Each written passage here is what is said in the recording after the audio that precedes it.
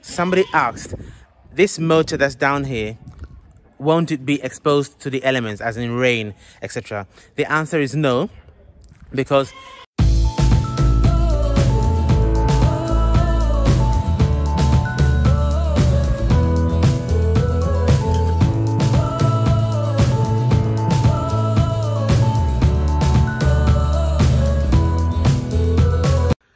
hi guys, welcome to Asher and Gad channel, making Africa home again, one family at a time. On site today to give you a brief site update, but really to answer questions. I've had a few questions on email this week, so I've picked out about 4 of them. I just want to answer those 4. After apologizing in advance, there is a mad goat. Someone has tied a mad goat just outside our front gate, so unfortunately you're going to be hearing it in the background. That's going to be a little just distraction, but hopefully you can still hear me well. All right, so let's take a walk to the main gate to answer the first set of questions.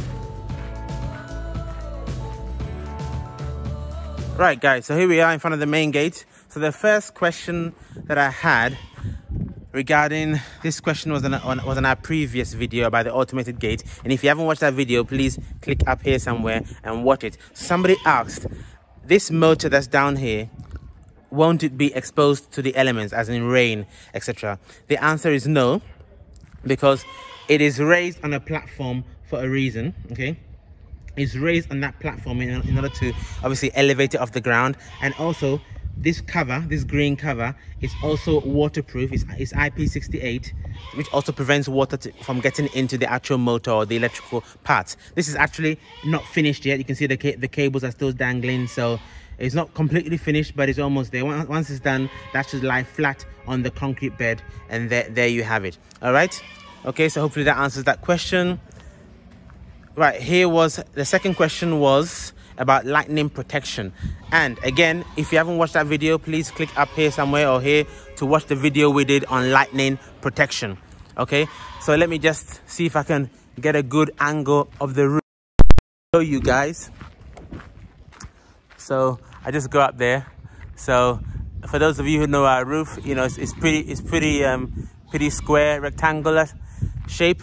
And when I was talking about lightning protection, I was talking about the air termination network, obviously, which is where you have your vertical rods that attract the lightning strike, okay, and then that conducts the electricity, if you like, down the tapes that run along the wall, the down conductors, and then into the earth, into the ground. Okay, so this question was, do I need to have 4 lightning rods on the roof, 1 in each corner, or can I just have 1 or 2 and link them on the parapet wall? Absolutely fine.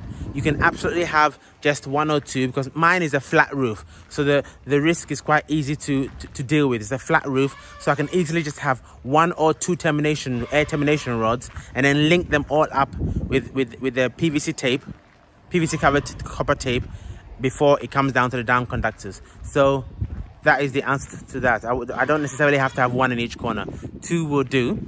However, when it comes to lightning protection design, you know, there's an engineering behind it, there's a science behind it. If you look at this roof that I'm showing you right now, or even the roof of my neighbor here, there are different factors that come into play that will decide where your air termination rod goes, where the tapes go for all the down conductors as well. So, and that is a design in itself, an engineering in itself. And I said I would do a design guide on lightning protection. I will do that as soon as I get the opportunity. So question number 3 was, how high is the parapet wall of your roof? Because I think somebody is wanting to do a similar structure. So the height of the parapet wall, is 1.2 meters. Okay, 1.2 meters, or if you're into empirical units, that is 4 foot. Yeah, so when you're on the roof, the height of that wall is 4 foot. There you go. Last question, on question number 4, I should say. This is about the previous video I did, and if you haven't watched it, click up here. Okay, I did a previous video where I was talking about having an office and a gym on the roof. Okay, and somebody asked in that video, we're talking about using 4-inch block or 5-inch hollow block. In that video, we were talking about using 4-inch blocks or 5-inch hollow blocks. Okay, just to make it as light as possible going on the roof. And then somebody asked, well, why don't I use the same wooden structure that we had in the UK in Kent?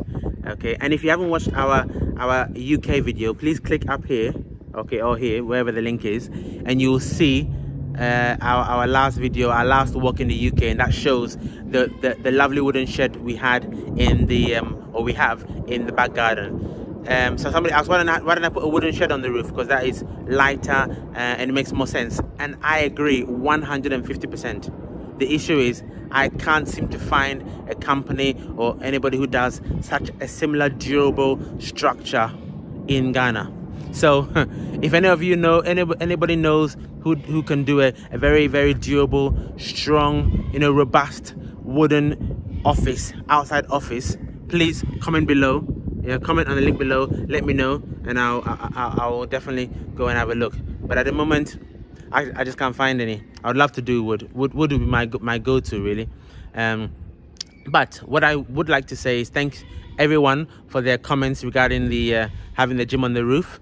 Now, from a structural point of view, I've had my structural engineer look at it and the possible weights, and he said it should be okay. But having read all of your comments, I have to say I'm a bit swayed by what a lot of you have said, because it makes a lot of sense. It's heavy equipment. Even though the structural engineer says it's going to be okay, I think I'm going to reverse that decision and try to have the gym on the ground floor. Yes, I'm going to go for the ground floor. It's safer. Heavy stuff, keep it on the ground. That makes more sense. And rather have a wooden shed or a block structure on the roof, a light block. Just be an office and a store of some sort. That makes more sense to me. Okay, so thank you guys for I think it was mentioned a multitude of times, so it kind of struck a chord, and I had to ring the structural engineer. He kind of assured me that yes, it's going to be fine. He's looked at the drawings, he's looked at the weight analysis, it's going to be fine. But if you want to put it on the ground, then that's fine as well. So I think I'll go with you guys, and the gym will be on the ground. Guys, so in terms of what's coming up this week, we've got our welder coming to do a bit more work in the house. We have to cover the pump that we installed on the roof. Okay, we installed a pump for our water system on the roof. We have to cover it to make sure, cover it permanently, that is, with the structure, to make sure it doesn't get any water ingress and spoil. Okay, if you haven't watched that video about our water pumping system, just click up here. Okay, and if you want the video about the actual pump I'm talking about, click here as well. You get both videos, one about our water system, one about how our water system works, and the other one about the actual pump that I'm referring to. That needs to be covered to protect it from the elements. Behind me, just behind me here, the borehole cover, that needs to be covered as well. Okay, just a permanent cover. And also behind me as well, if you remember the previous video, I talked about the gate having to be cut. So that gate has been cut. The welder needs to come back and fix the metal back in and have it all nice and secure. So that's happening actually from tomorrow actually. Also, our security system is almost complete. We've had our monitor installed, all the external cameras have been installed. We've installed a few internal cameras as well. We were advised by some of our colleagues that we should have some internal cameras as well in the kitchen. When I thought that was weird initially, but my colleagues informed me of some stories in Ghana where people have been poisoned in their kitchens. So it's advisable to have a camera in your kitchen. So when you go to Rome, you do what the Romans do. So we've got a camera in the kitchen and some other places internally. The monitor has gone in place. I will do a security system video to explain how what to look out for when you're designing your own system. Obviously I won't give you the details of ours, but I'll do a generic security system video, security for your home. Obviously this is all about your own area, what you want yourself, and you can make your choices from there. All right, looking forward to the air conditioning installation as well. looked at a number of different manufacturers. Apart from looking to a number of different manufacturers, I've considered three things. I consider the availability of parts when it comes to air conditioning, the cooling performance as well, and if you like, the durability of it. Okay, and I've looked at different manufacturers. I'll do another video on that as well. At the moment, I'm leaning towards two different manufacturers. There's Media or there's Daikin. Okay, I know Daikin are really up there when it comes to air conditioning. I work in building services. That is the case. They're really up there, but obviously very expensive. The issue is the availability of parts not so great, even though very durable. I've speaking to two air conditioning installers in Ghana. They are moving me towards Media, telling me Media is really good, really robust, parts easy to get as well. So we'll see. I'll keep on comparing and contrasting and see how that goes. The prices are going sky high right now with what's happening in the world. Fuel prices are going sky high in Ghana, and that impacts everything. So we'll see how it goes. What's worth doing is worth doing well. So we need to pick the best product we feel that will have the most long-lasting sort of service life in our home. Okay, guys. Well, I hope you enjoyed that video. Please like, share, subscribe, hit the notification button so you always be aware when you upload a new and educational for your viewing pleasure. All right. Well, KMC on behalf of God and for me, guys, Yebeshia. See you next time.